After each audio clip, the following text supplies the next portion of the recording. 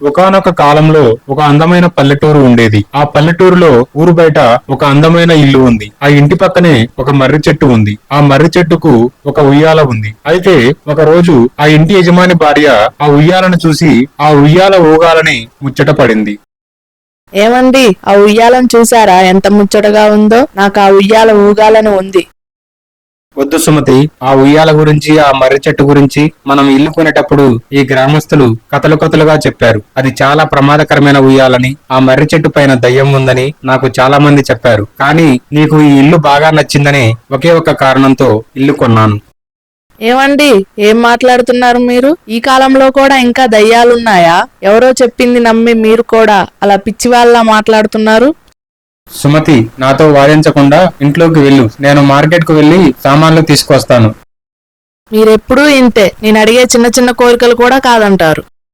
సమయం రాత్రి 12 గంటలవుతుంది. భార్యాభర్తలిద్దరూ నిద్రపోతూ ఉంటారు. అప్పుడు బయట నుంచి ఎవరూ గట్టిగా ఏడుస్తున్నట్టు వాళ్లకు శబ్దం వినపడుతుంది.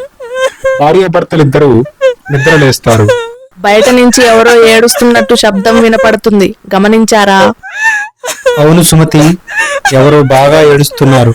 ఇంత రాత్రిపూట అంత భయంకరంగా ఎవరో ఏడుస్తున్నారంటే అది ఖచ్చితంగా మనిషి అయి ఉండదు, ఏదో దయ్యమై ఉంటుంది. నాకు భయమేస్తోంది సుమతి. అలాంటిది ఏమీ ఉండదు. ముందు పద, అసలేంటో చూద్దాం. భార్యాభర్తలిద్దరూ ధైర్యం చేసి ఏమిటా అని బయటకు వెళ్లి చూస్తారు. అక్కడ ఒక అమ్మాయి ఉయ్యాలపై కూర్చొని గట్టిగా ఏడుస్తూ ఉయ్యాల ఊగుతూ ఉంటుంది. సుమతి, నేను చెప్పాను కదా దయ్యం ఉందని. నువ్వు నా మాట నమ్మలేదు కదా. ఇప్పుడు చూడు, నీకు కనిపిస్తుందా ఆ దయ్యం? అది దయ్యం కాదు, ఎవరో అమ్మాయి. పాపం ఏం కష్టం వచ్చిందో ఏమో. అర్ధరాత్రి పూట ఇలా ఒంటరిగా కూర్చొని ఏడుస్తుంది. దగ్గరికి వెళ్లి ఎవరో ఏంటో అడుగుదాం పద. ఏంటి సుమతి, నీకు పిచ్చిగానే పట్టిందా? దయ్యాన్ని చూసి ఎవరో అమ్మాయి అంటావు? నీకు కళ్ళు సరిగా కనబడడం లేదా ఏంటి? మనం దాని దగ్గరికి వెళ్తే మనల్ని చంపేస్తుంది. వెళ్ళి సైలెంట్ గా పడుకుందాం పదా. మీ భయంతో నన్ను కూడా చంపేస్తున్నారు. మీకేది చూసినా దయ్యంలాగా కనపడుతుంది. దగ్గరికి వెళ్లి చూద్దాం పదా. ఏమీ అవ్వదు, నేనున్నాను కదా. అలా కొంతసేపటి తర్వాత వెంకట్రావు, సుమతి ధైర్యం చేసి ఆ ఉయ్యాల దగ్గరకు వెళ్తారు. ఎవరమ్మా నువ్వు? ఇంత రాత్రి సమయంలో ఇక్కడ ఒంటరిగా కూర్చొని ఏడుస్తున్నావు? ఆ దయ్యం పిలిచినా పలకకుండా అలాగే ఏడుస్తూ ఉయ్యాల ఊగుతూ ఉంటుంది. ఏ అమ్మాయి, నిన్నే పిలిచేది.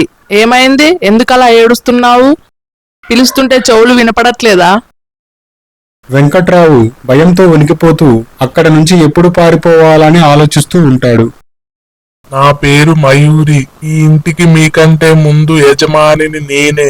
మీరు ఇప్పుడు నా ఇంట్లో ఉంటున్నారు. నేను ఎంతో ఇష్టపడి ఈ ఇల్లు కట్టించాను. సంతోషంగా ఇంట్లో ఉండాలనుకున్నాను. కానీ ఒక కారణం వల్ల నేను చనిపోయాను. కానీ ఈ ఇంట్లో బ్రతకాలనుకున్న నా కోరిక మాత్రం తీరలేదు. అందుకే ఇక్కడే ఆత్మగా ఉండిపోయాను. ఇంతలో మీరు ఈ ఇల్లు కొనుక్కున్నారు. నా ఇంట్లో మీరు సంతోషంగా ఉండటం నాకు నచ్చలేదు. అందుకే ఏడుస్తున్నాను. మీరు మర్యాదగా వెంటనే ఇల్లు ఖాళీ చేసి వెళ్ళిపోండి.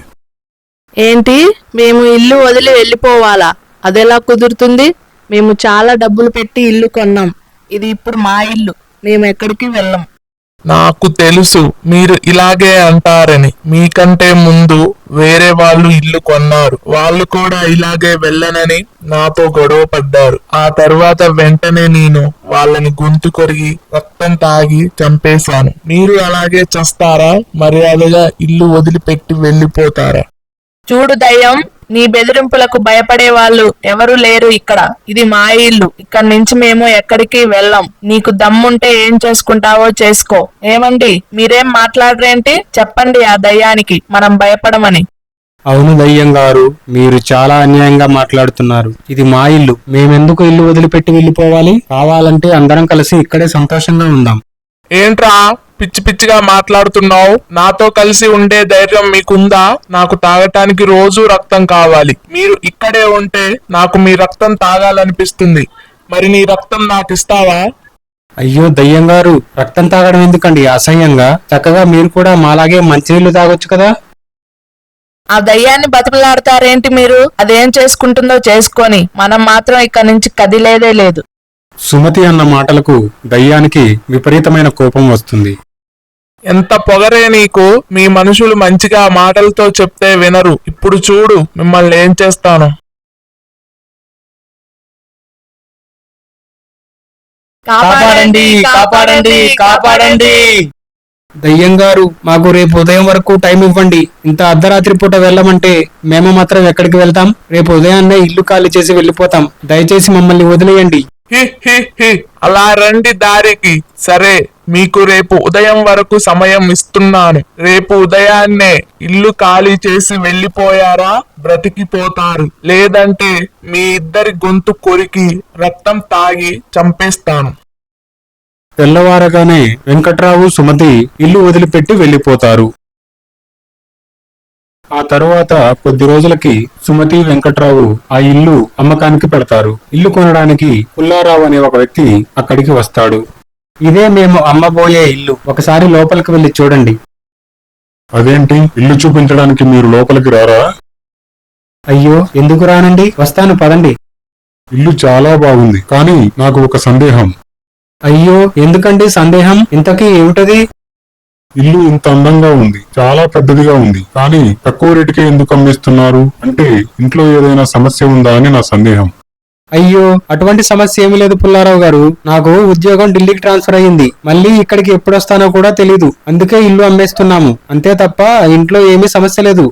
సరే వెంకట్రావు గారు, మీ ఇల్లు నాకు చాలా బాగా నచ్చింది. మీ ఇల్లు నేను కొంటున్నాను. రేపే డబ్బు కట్టేస్తాను. రేపే రిజిస్ట్రేషన్ కూడా పెట్టుకుందాం, ఏమంటారు? చాలా సంతోషం పుల్లారావు గారు. మీరు రేపు ఉదయాన్నే వచ్చేయండి. డబ్బు మా చేతిలో పెట్టి ఇంటి పేపర్లు పట్టుకెళ్ళండి.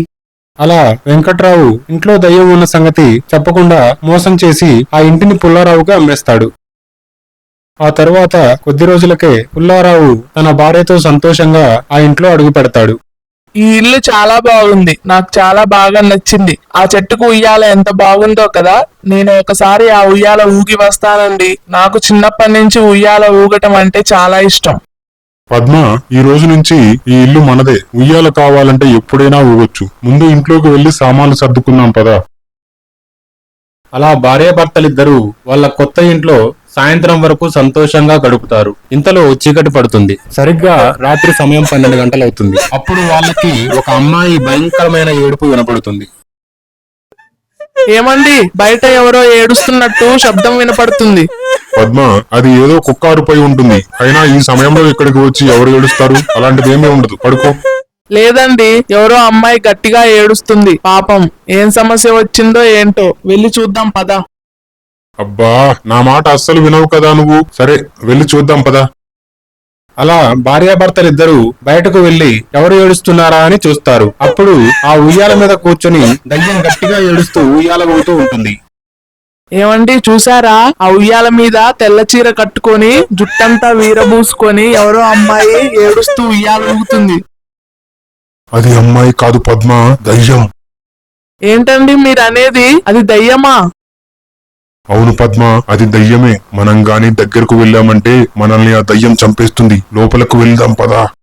వెంటనే లోపలికి వెళ్దాం పదండి. నాకు ఆ దయ్యాన్ని చూస్తేనే కాళ్ళు చేతులు వణుకుతున్నాయి. దయ్యాన్ని చూసిన పుల్లారావు పద్మ భయంతో వణుకుతూ ఇంట్లోకి వెళ్లి తలుపులు పెట్టుకుని పడుకుంటారు. మరుసటి రోజు ఉదయం హాస్టల్ నుంచి పుల్లారావు కూతురు ఇంటికి వస్తుంది. అమ్మా, ఎలా ఉన్నావు? బాగున్నావా? నేను బాగానే ఉన్నానమ్మా, నువ్వెలా ఉన్నావు? ఎగ్జామ్స్ దగ్గర పడ్డాయి కదా, బాగా చదువుతున్నావా? నాకేం, సూపర్ గా ఉన్నాను. ఇక చదువు అంటావా? ఎప్పుడూ ఉండేదే కదా. బాగానే చదువుతున్నాను. నాన్న, మీరెలా ఉన్నారు? బాగున్నాను తల్లి. నాన్న, నాకు ఈ కొత్తిల్లు చాలా బాగా నచ్చింది. ఆ తరువాత కొద్దిసేపటికి ఝాన్సీ మర్రి చెట్టు దగ్గరికి వెళ్లి ఉయ్యాల ఊగుతూ ఉంటుంది. ఏమండి, ఇలా రండి. ఏంటి పద్మ, ఏమైంది? ఝాన్సీ ఆ చెట్టు దగ్గరికి వెళ్ళిందండి. ఆ ఉయ్యాల ఊగుతుంది చూడండి. నాకు భయంగా ఉంది. వెంటనే వెళ్లి తీసుకొద్దాం పదండి. ఝాన్సీ, ఇక్కడేం చేస్తున్నావమ్మా? ఇంట్లోకి వెళ్దాం పదా. ఏమైంది నాన్న? నన్ను ఇంకాసేపు ఉయ్యాల ఊగనివ్వండి. ఆ ఉయ్యాల ఊగితే చస్తావు. నోరు మూసుకొని ఇంట్లోకి పద. ఏమైంది నాన్న? నేను ఉయ్యాల ఊగుతానంటే అమ్మ నాపై కోపడుతుంది. ఉయ్యాల ఊగటం కూడా తప్పేనా? అలాంటిది ఏమీ లేదమ్మా, నీకు అవన్నీ తర్వాత చెప్తాను కానీ ఇంట్లోకి పద. ఆ తరువాత మళ్ళీ రాత్రి 12 గంటల సమయం అవుతుంది. అప్పుడు పుల్లారావు పద్మ మంచి నిద్రలో ఉంటారు. ఇంతలో ఎవరో గట్టిగా నవ్వుతున్నట్టు శబ్దం వినపడుతుంది. ఏమండి, ఎవరో గట్టిగా నవ్వుతున్నట్టు బయట నుండి శబ్దం వినపడుతుందండి. ఇంకెవరు, ఆ దయ్యమే అయి ఉంటుంది. మనం బయటకు వెళ్తే అది మనల్ని చంపేస్తుంది. సైలెంట్ గా పడుకో. అవును, ఇంతకీ ఝాన్సీ ఏది? అయ్యో, నాకేదో భయంగా ఉంది, వెళ్ళి చూద్దాం పదండి. అలా భార్యాభర్తలిద్దరూ బయటకు వెళ్లి చూస్తారు. అప్పుడు ఆ ఉయ్యాల మీద ఝాన్సీ కూర్చొని గట్టిగా నవ్వుతూ ఉయ్యాల ఊగుతూ ఉంటుంది. ఏమండి, మన ఝాన్సీని చూసారా? ఇంత రాత్రి సమయంలో ఉయ్యాల ఊగుతూ పిచ్చి పట్టినట్టు గట్టిగా నవ్వుతుంది. నాకేదో భయంగా ఉంది. వెంటనే వెళ్లి ఝాన్సీని ఇంట్లోకి తీసుకొద్దాం పదా. అమ్మా ఝాన్సీ, ఇంత రాత్రి సమయంలో ఏంటమ్మా ఈ పిచ్చి పని? ఉయ్యాల ఊగుతూ దయ్యంలాగా నవ్వుతున్నావు. అవునురా, నేను దయ్యాన్నే. నా ఇంట్లో నేను సంతోషంగా ఉయ్యాల ఊగుతూ ఉంటే నీకేంటిరా ప్రాబ్లం? నాన్నగారితో ఏంటి ఆ పిచ్చి మాటలు? మర్యాదగా ఉయ్యాల దిగు, ఇంట్లోకి వెళ్దాం. ఒసే పద్మ, నేను ఝాన్సీని కాదే, ఈ ఇంట్లో ఉన్న పిశాచి మయూరిని. నేను ఈ ఇల్లు కట్టించిన యజమానిని. నా టైం బాలేక అకస్మాత్తుగా చచ్చాను. కానీ ఇంట్లో బ్రతకాలన్న నా కోరిక తీరక ఇక్కడే పిశాచిగా మిగిలిపోయాను. ఈ విషయాలన్నీ చెప్పి ఆ వెంకట్రావు గారితో ఇల్లు ఖాళీ చేయించాను. కానీ వాడు మిమ్మల్ని మోసం చేసి ఈ ఇల్లు మీకు అమ్మాడు. నాకు ఇప్పుడు అర్థమైంది, ఆ వెంకట్రావు వాడు ఇల్లు ఎందుకు ఇంత తక్కువ రేటుకి అమ్మాడు. ఇంట్లో దయ్యం ఉందని చెప్పకుండా నాకు మోసం చేసి వాడు నాకు ఇల్లు అమ్మాడు. చూడు దయ్యం, మర్యాదగా మా అమ్మాయిని వదిలేయ్, లేదంటే ఏం చేస్తానో నాకే తెలీదు. ఏంటే పద్మ, నన్నే బెదిరిస్తున్నావా?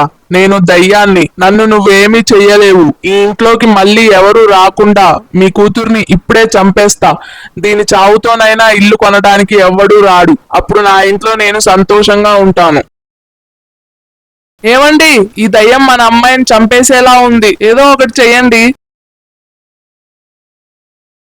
పుల్లారావు వెంటనే ఊళ్ళోకి పరిగెత్తుకుంటూ వెళ్లి చెట్టు కింద ఉన్న ఒక స్వామీజీకి విషయమంతా వివరించి వాళ్ళ ఇంటికి తీసుకుని వస్తాడు.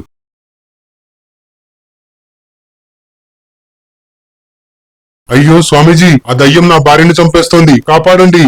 నువ్వు భయపడకు పుల్లారావు, ఆ దయ్యం సంగతి నేను చూసుకుంటాను. స్వామీజీ తన చేతిలో ఉన్న మంత్రదండం తీసుకుని ఝాన్సీ తలపై పెడతాడు. వెంటనే ఝాన్సీ శరీరంలో ఉన్న దయ్యం బయటకు వస్తుంది. ఒరేయ్ స్వామీజీ, నీకెంత ధైర్యం ఉంటే నాపైనే నీ మంత్రశక్తిని చూపిస్తావు? నిన్నిప్పుడేం చేస్తానో చూడు. దయ్యం కోపంతో స్వామీజీ గొంతు పట్టుకుని గాల్లోకి లేపుతుంది. వెంటనే స్వామీజీ తన చేతిలో ఉన్న మంత్రదండం దయ్యం తలపై పెడతాడు. దయ్యం అంతమవుతుంది. ధన్యవాదాలు స్వామీజీ, సమయానికి వచ్చి మా అమ్మాయిని కాపాడారు. చూడండి, ఇక మీకు ఏ భయమూ లేదు. ఇంట్లో మీరు సంతోషంగా ఉండొచ్చు. కావాలంటే ఈ ఉయ్యాల కూడా మీరు రోజు ఊగవచ్చు. అవునా, ఉయ్యాల కూడా ఊగొచ్చా? Thank you Swamiji.